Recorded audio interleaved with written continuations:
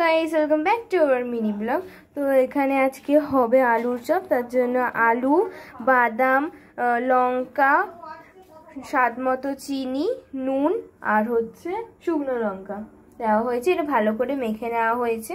এই যে ব্যাটারটা এটার মধ্যে দিয়েই করা হবে। বেসন, নুন, হলুদ ভালো করে মাখিয়ে নেওয়া হয়েছে। গরম হচ্ছে এখানে। ভালো করে গোল করে নিয়ে এরকম ভাবে হাতের মধ্যে চেপটে দিতে হবে। তারপরে একটা থালার মধ্যে রেখে দেখেছি ওখানে একটা রাখা, তারপর বেসনের মধ্যে দিয়ে তেলে ছেড়ে দেব। তো এখানে আলুটাকে দিয়ে বেসন দিয়ে ভালো করে মাখিয়ে তারপর ছেড়ে দেবে। এটাকে তুলে এবার দিয়ে দেবে। আস্তে করে তুলতে হবে, নাহলে কিন্তু আলুটা ফেটে যাবে। তেলে ছেড়ে দিচ্ছে।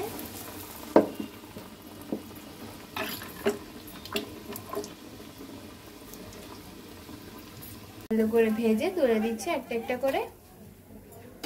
তো এটা আমি একটু খেয়ে টেস্ট করলাম, খুবই সুন্দর হয়েছে, মুচমুচে নরম।